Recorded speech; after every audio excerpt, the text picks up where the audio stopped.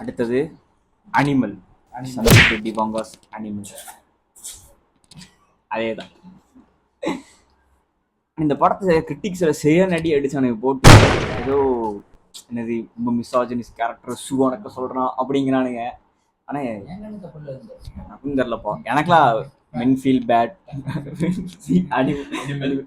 மென் feel better அந்த மாதிரி தான். அது லூப்ல போயிட்டே இருக்கும். படம் பார்ப்போம் போவோம், எது எல்லாம் மறந்து இந்த படத்தை பார்த்து முடிச்சுட்டு வந்து அதுக்கப்புறம் பார்த்தா வேற டிப்ரெஷனும் திரும்ப போய் அனிமல் ஃபீல் குட். எனக்கு தெரிஞ்ச வரைக்கும் அனிமல் தான் ஒரு நல்ல ஒரு ஃபீல் குட்டான மூவின்னு நினைக்கிறேன். டிசைனான சென்டிமெண்ட் காட்டியிருக்காங்க. ஆமா, சென்டிமெண்ட் படம் மாதிரியும் இல்லாம அது ரிலேட்டபிளான படம் தான். சொல்ல போனா அது என்ன நம்ம வெளியே காட்டிக்கிறது இல்லை, அவன் காட்டிக்கிறான். அதை பொறுத்த வரைக்கும் அந்த படம் எல்லாத்துக்குள்ளயுமே அப்படி ஒரு கேரக்டர் இருக்கு. அவன் கூட்டி மறைச்சி வச்சு நம்ம தான் ஃபேக்கான மாஸ்க் போட்டு சுத்துறோம். ஸோ அந்த படம் இந்தியாவோட அவ்வளோதான். உனக்கு அனிமல் பிடிக்குமா? அப்ப நீ ஒரு ரெட் ஃபிளாக் தெரியுமா? தெரியலப்பா. வளர்த்துறா வாங்க மாதிரி மீசைய தப்பு இல்லையே. என்ன சொல்ற? அவனோட மிசாஜனிஸ்ட்ங்கிறது பெண்களை வெறுக்கக்கூடியும் கிடையாது. அதாவது அவன் சரௌண்டிங்ல இருக்கிற பெண்களை மதிக்க தெரிஞ்சது.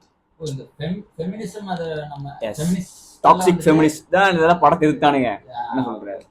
இதேதான். அது என்னது அர்ஜுன் ரெட்டி கபீர் சிங்லாம் அடி வாங்கிட்டு தான் அடுத்த ஸ்பிரிட்ல தான் சம்பவம் இருக்கு.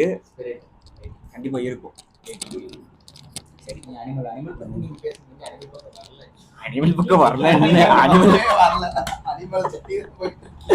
அனிமல் சுத்தி என்ன அனிமல் பக்கம் போறது சொன்னா அப்ப நான் பேசுறேன்னு வச்சுக்கோங்களேன். அப்புறம் இந்த கதையை சொல்றதுக்கு பெருசா ஒரு தமிழ் போட்டுருங்க அதுக்கு. ஆனா என்ன சொல்றது, என்னதான் அந்த 3 மணி நேரம் படமே எங்கேயுமே எனக்குலாம் போர் அடிக்கும். சீரியஸா ஒருத்தன் சொன்னான், படிச்சு சொன்னான் வேலை பார்த்துருக்க அடா அனிமல் போறடா இப்படி இருந்தா கேட்கல. சை கடைசியில் நெட்ஃப்ளிக்ஸ்ல வந்து ஓடிடியில் வந்து எஸ் அந்த அந்த இடத்துல பாடல்கள் மட்டும்தான் காதல் இருந்துருந்துச்சு. படத்துக்கு போகணுங்கிற எண்ணம் வரல. அதான் பிரச்சனை. சரி, எல்லாம் ஹாலிவுட்ல இருந்து தமிழ் படம் வரைக்கும் வந்தாச்சு. நான் இப்போ பழைய படத்தை சொல்ல போறேன். என்ன படம்? தலைவர் படம். முள்ளும் மலரும். Super star Rajinikanth. என்னோட இது ஃபேவரட் மூவி. பழைய படத்துல மகேந்திரன் சார் அவர் டைரக்ஷன். அந்த படம் அதாவது ஒரு ஒரு திமுறா ஒரு ஆட்டிடியூடா ஒரு ஆளு, யாருக்கு ஒரு கை போனாலும் கூட தன்மானம் நன்னம்பிக்கை விடாத ஒரு ஆளு.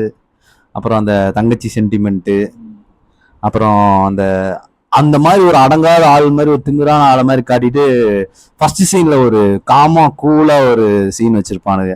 தலைவர் வந்து குளத்துல உட்காந்து அப்படியே ஃபர்ஸ்ட் சீன்ல அந்த காமா அப்படியே மீனுக்கெல்லாம் பொறி போட்டுட்டு அப்படியே உட்காந்துருப்பாரு. சரத் பாபு அவங்க பார்த்துட்டு இருப்பாங்க. பார்த்துட்டு இருக்கும்போது டக்குன்னு அப்படியே முடி ஸ்டைல அப்படி இது பண்ணிட்டு திரும்பி பார்த்தா ஒரு தாத்தா. அந்த சீன் சூப்பரா எடுத்திருப்பாங்க.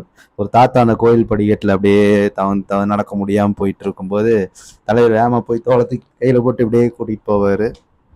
அப்புறம் வந்துட்டு அந்த அங்க இருக்கிற ஏரியா லேடிஸ் எல்லாம் வம்புழுக்கிறது போட்ல போகும்போது அந்த சீனு. அப்புறம் ஆக்டிங்லாம் செமையா இருக்கும் இதோடது.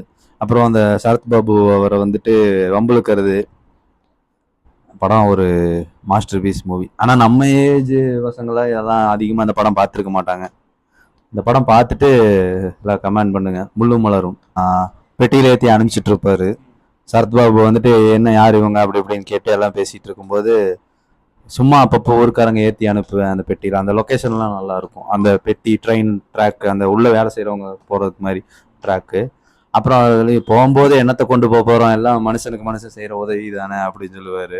அப்புறம் பேசிட்டு இருக்கும்போது யாராவது ஏதாச்சும் சொல்லணும் அப்படின்னு மிரட்டிட்டு போயிடுவான். அப்புறம் வண்டியில் ஏறிட்டு வண்டி லிஃப்ட் ஆன் பண்ணு சொல்லும்போது நேராக போயிட்டு அப்படியே கடுப்பா அப்படியே ஸ்டெயிலாக அந்த கம்பி பிடிச்சிட்டு பாட்டு அந்த லிஃப்டை ஆஃப் பண்ணி விட்டு அவனை சரத்பாபு நடு இதில் படியில் நிற்க வச்சுட்டு, சார் லிஃப்ட் ஒர்க் ஆகலை, நீங்கள் அப்படியே இறங்கி நடந்து போயிருங்க அப்படின்னு சொல்லி ஒரு கிண்டலாக ஒரு டேனிங் பண்ணுவார். அப்படியே பாட்டு அதுலேயே தெரிஞ்சிடும், ஒரு லாங் ஷாட்லேயே தெரிஞ்சிடும் அவர் கிண்டலாக திரும்புறதுலேயே தெரிஞ்சிடும் கிண்டலாக திரும்புறாரு, வேணுன்னே பண்ணியிருக்காரு அப்படிங்க. அதெல்லாம் சூப்பராக எடுத்திருப்பாங்க. அப்போது நல்லா ஆக்ட் பண்ணியிருப்பார்.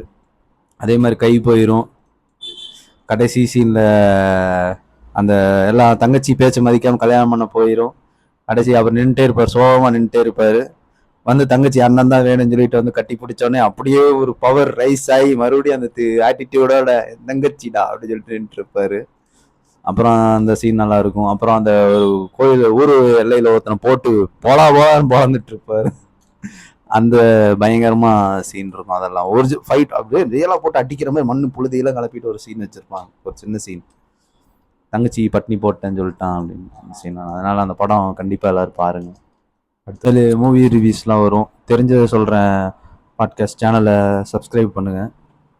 இனி அடுத்து நல்ல மூவியில் பார்த்துட்டு எல்லாம் ரிவ்யூ சொல்கிறோம்.